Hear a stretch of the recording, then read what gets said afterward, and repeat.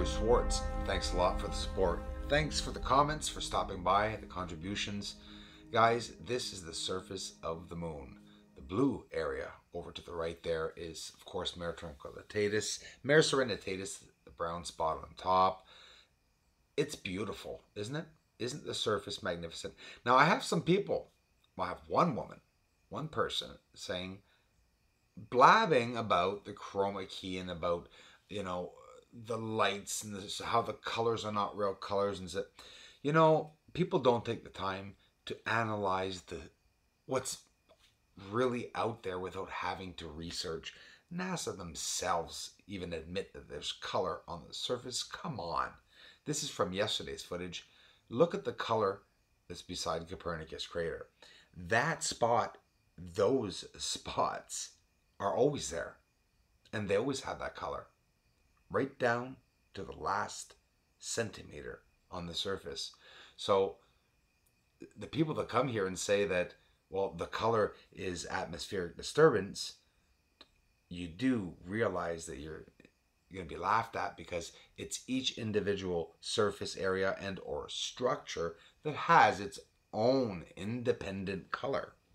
Like this beautiful, colorful surface here. We can see as the ray systems, well, they're not, but the ray systems, they say, of Copernicus crater, we're looking at a haze, a cloud over the surface that we can see it.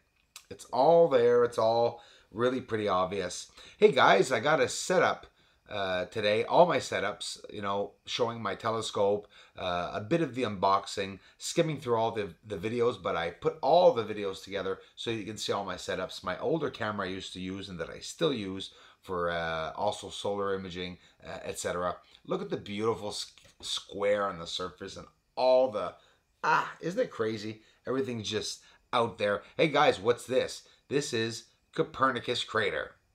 Yes, I thought it was Archimedes crater for the longest time because the line of light was over it. Imagine, it was one of my first times finding this. And no, after all, it is Copernicus crater. There's a beautiful straight structure coming out of the side wall of Copernicus crater that I wanted to share with you. Just more and more proof. I will get a video up of all my findings in UFOs in one video, like somebody suggested today actually, or yesterday in the community. These are surface structures on the surface of the moon that are inside of the craters. I've proved that. I've showed it in many videos. I'm gathering a lot of information. Those who've just arrived here, there's a lot of concrete, conclusive evidence that the moon is inhabited and or actively visited, I assure you. This is my second anniversary today, guys, and I'd like to thank each and every one of you. I love you guys so much for the support that you've all given me. This is the surface of the moon, and this is what I've been working so hard to be able to show. And even with my 4-inch telescope, this was with my 4-inch telescope, the surface. What people have to understand is that the moon recently and the past few years was very close, and at its closest, it had ever been to Earth. And those moments go by. You get telescope footage of them. They're moments that may never come by again. The moon's uneven wobble. We see the dark side of the moon hundreds of miles at a time during certain moon phases. People laugh at me. Yet I continue to show more areas. We can even find craters, guys, that no one's ever seen. UFOs here on the surface. The most recent type of UFO that I've seen, look, it's going inside of the crater. I'd like to show you this. This is also something that's never been seen before. It's a UFO that right now is going inside of a crater. This is one coming outside of a crater. Here's the blooper reel. I tried, after unboxing the telescope, the first 5 minutes it was out of the box, I tried setting everything up, and I did real quickly, but then here during the video I was trying to bring down the telescope, and I had to stop the video because, check this out, I couldn't find the button, and it was at the back of the telescope. Okay. Nope. That's not it, I guess. Want to be able able to move that. I guess I'm wrong. All right. Oh my gosh. Okay. I mean, we're going to talk about the quality of it. We're going to look at it in detail. I want to be careful what I'm doing. Talking to you guys at the same time. Wow. Okay. Look at the equilibrium stand. Okay. Look at the size of the metal. And honestly, must weigh about, I'd say about 50, 45 pounds. It's gigantic. This piece here is what distance is it? No. Iron. I'm 225 pounds. Okay? And I'm having a hard time to hold this up. Look at the solid pieces. Authentic CGXL. These are all the mounts. The GPS is in here, right here. The GPS is right there. You can see it on the bottom. And you know what? Very well hidden for water and humidity. Being outside, the motor. It's a lawnmower motor, okay? Watch what happened, guys, during the live stream. You're going to love this one. We got rid of another box. There we go. Plants on the ground. Broken live stream plant. Okay. Awesome. So, let's hide the plant with this box. I hope you guys are getting a good laugh at this. That's the head of the telescope. This ginormous thing, okay, is the head of the telescope. You want to take a look at it? Of course we do, right? All right. Okay, guys. Look at that. Ain't she a beauty? There's a handle on it. There we go. Awesome. A nice sturdy handle on it. So when I take it off the mount, this is going to be awesome.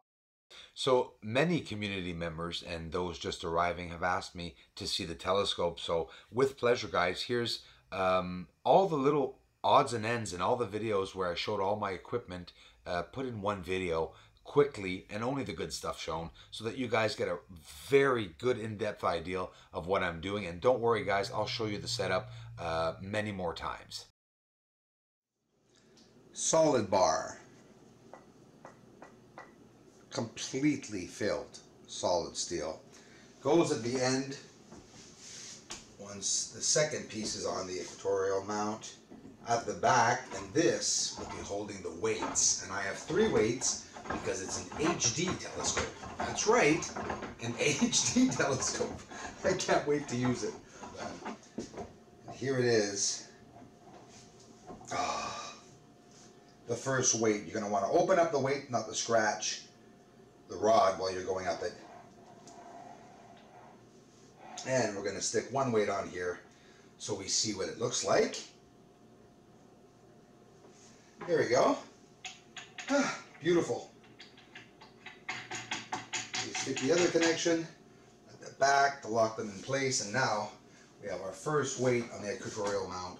We're soon to be sitting Big Mama on top right here on the stage. So I have 75 pounds on it right here. The weights, look at that, guys.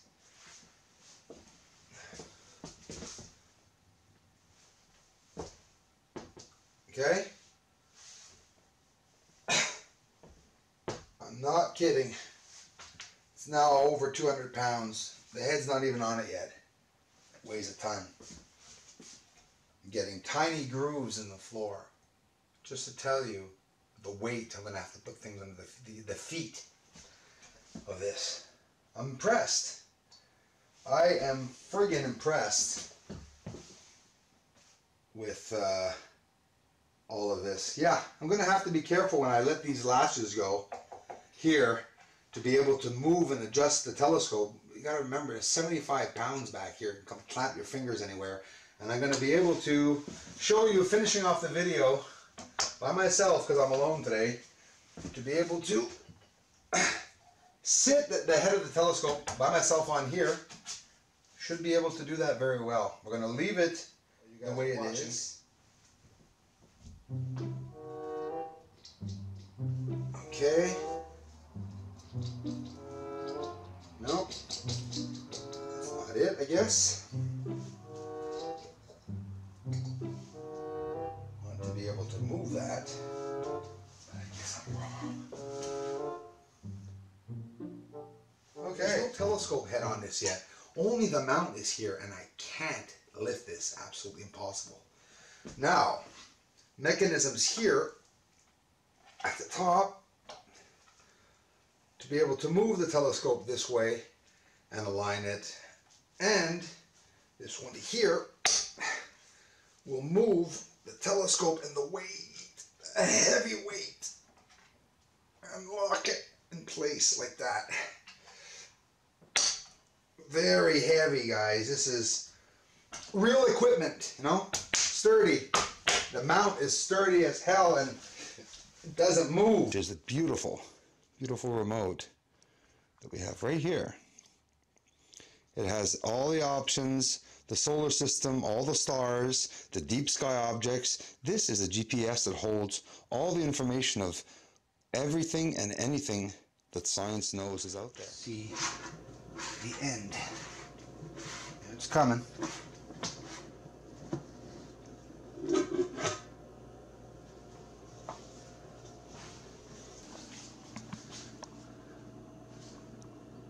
It is, guys.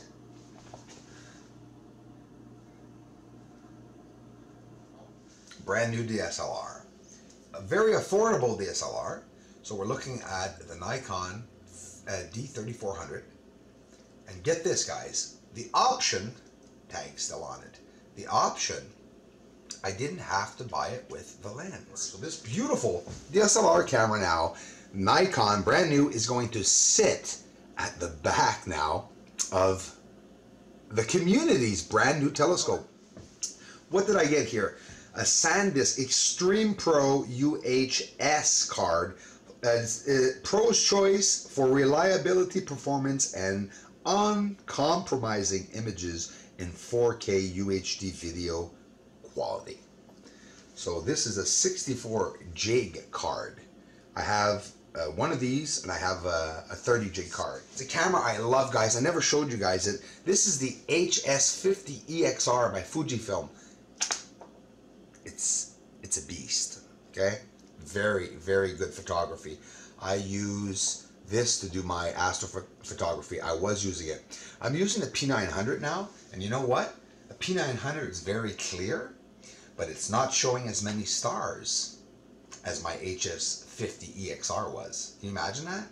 This magnificent beast, the HS50 EXR, has quick zoom. I can go to 0 zoom, 1mm zoom, to 1000 zoom in a second. So if I'm looking at a star that's far out and I'm on a tripod, a sturdy tripod, I can very, very, very easily zoom out, and it zooms out fast, okay? I also can do it, this is manually, I can do it digitally and have it out digitally. So this is an amazing camera, the HS50 EXR.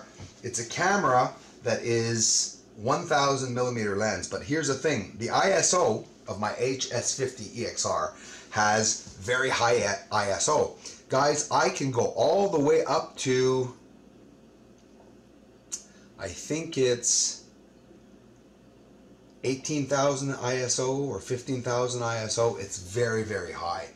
Very rarely needed, but I've gotten 2 or 3 shots out of the 15,000 ISO, 12,000 ISO.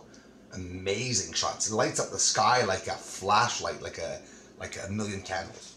I say little now, Celestron telescope, but it's a very good telescope, and it's a 1500mm telescope. So if I take off the end for you to show you, I'm doing my technique in getting everything on the moon with a lens this size, 4 inches. It really is a 4-inch lens. It's a beautiful telescope. I was very careful with it, never banged it, never damaged it. So this telescope is going to be standby. This is an amazing telescope. I'm not going to get rid of it, that's for sure. I paid about $1,100 for this telescope. It's 127 SLT Max Pseudo computerized star finding telescope by Celestial. But I take the diagonal off. There's a mirror here with an edge. I take it off, and this is all it is, guys. This is a solar imager. See how small it is? To give you an idea, it just literally sits in the palm of my hands. And this, once screwed on, screw it on, you put it inside the telescope, and then you screw it in, like so, very simple. You stick it in the back of the telescope, and that way you're ready now to plug yourself into your computer. What are the finder scope specifications? The Edge HD telescope comes with a 9 times 50 finder scope. The specifications for a finder scope stand for the magnification and the aperture in millimeters of the scope. So a 90 by 50 finder magnifies objects 9 times and has a 50 millimeter objective lens.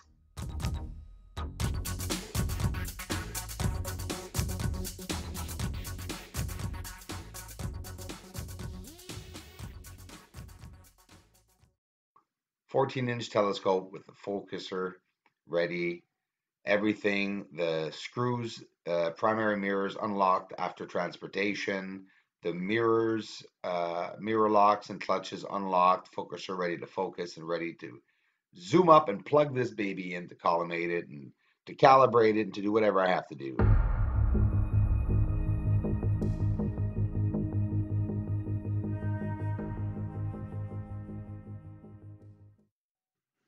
So here's a meter stick, hey, 36 inches, guys. The whole optical tube, the length is now 36 inches. With the eyepiece, with the camera, it'll be even longer then. So that's one big, glorious mama of a telescope. An optical tube is 36 inches long right now with the eyepiece and the diagonal star at the back. These are the two telescopes I've used, the Astromasters in the background there. On the left, you can see that there's no mirror locks on that one. There's one mirror and, of course, just the focuser. Beautiful telescope SLT on the left. Magnificent, 1500 millimeters. I've been working with it, and that's what we're going up on the moon with this weekend. It's the Nikon D3400 DSLR that is brand new. I put it in the back of the telescope. So I got the T adapter, the T-ring. I took the 3-inch at the back off the knob and exposed directly my T adapter to the back of my telescope. Not putting a diagonal, I'm not putting anything. If not, obviously it wouldn't fit. This is a pretty large piece around here. It's 3 inches. And this is for us to start the prime focus photography. Then after that, we'll try with the eyepieces. We'll try, at one point, I'll go get the assembly kit to get the F2 going on the CGXL. Guys, we've got the wire, the power source, everything's ready to go. Now, all we need is the weather. It's only a matter of time. Don't worry about it.